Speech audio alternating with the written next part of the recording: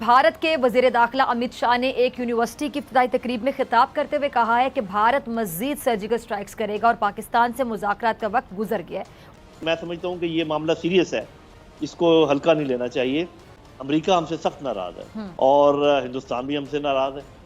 भारत की तरफ से अगर हमें कोई भी तकलीफ पहुँचती है, अगर ये एक्सपेक्ट करना कि दुनिया हमारा बदला लेगी, इसका कोई इम्कान नहीं है। कोई और हमारी मदद को नहीं आएगा।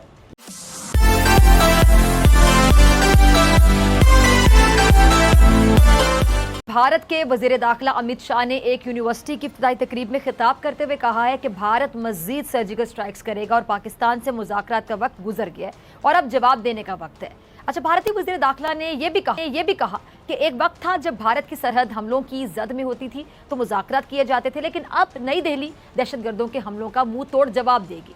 अच्छा, पाकिस्तानी दफ्तर खारजा ने भारत के वजीर दाखिला अमित शाह के पाकिस्तान के खिलाफ ये सर्जिकल स्ट्राइक्स के बयान को गैर जिम्मेदाराना और इश्तियाल अंगेज करार दे दिया है और तर्जुमान दफ्तर खारजा ने बयान में कहा है कि झूठे बयानात ही बीजेपी और ये जो आरएसएस है इनके खित्ते में सिर्फ कशीदगी को हवा देने के मुतरादिफ है और इसकी मजीद कोशिश या साजिश आप कह सकते हैं। भारत ने पाकिस्तान के खिलाफ इसी तरह की एक कार्रवाई करने की कोशिश की थी और एक पायलट जो है विंग कमांडर अभिनंदन को गिरफ्तार भी किया था और जिसकी गवाह पूरी दुनिया है। ये लोग दोबारा धमकियों पर उतर आए हैं, ये चाहते हैं क्या है? जी, ये तो जो आपने बात की जो सारी दुनिया ने देखी ना, उससे पहले उन्होंने एक और सर्जिकल स्ट्राइक का दावा किया था।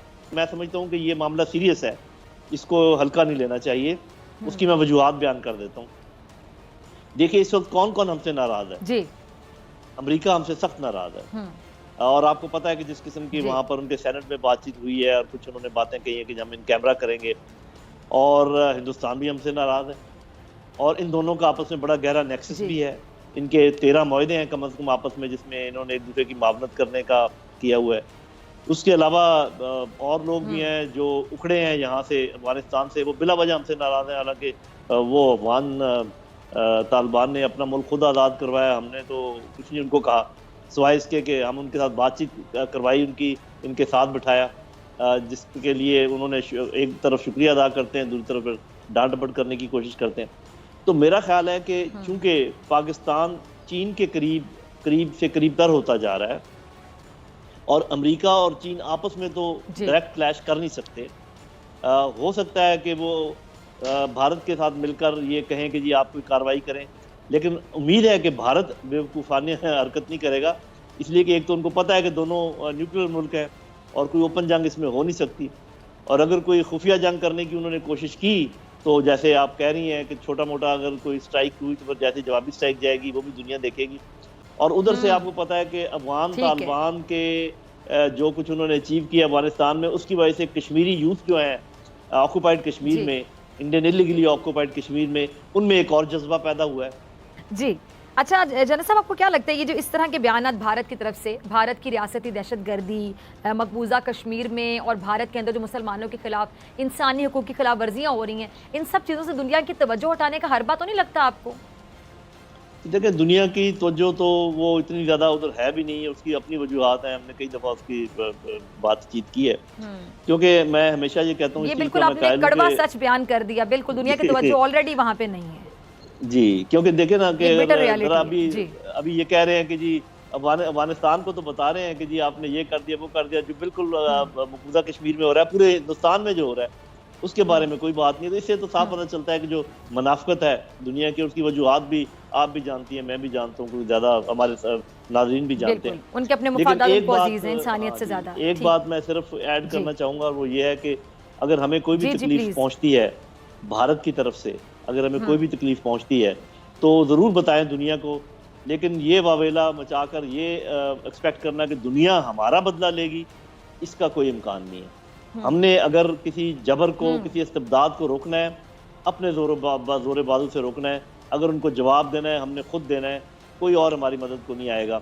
अच्छा जनरल साहब, ये जो बीजेपी की एक सोच है, आरएसएस की सोच है शिद्दत पसंदी वाली, मतलब जुल्म किए जा रहे हैं, माइनॉरिटीज़ को दबाए चले जा रहे हैं। अच्छा, मुझे इनकी आवाम, मतलब मैं सबको तो नहीं कह रही, बहुत से लोग अच्छे भी होंगे, लेकिन मेजोरिटी ज़ाहिर बात है वोट देकर नरेंद्र मोदी जैसे बंदे को ये इन्होंने हुकूमत दी, तो आवाम की भी सोच, वोटर की भी सोच किसी हद तक वो होगी जो नरेंद्र मोदी की है।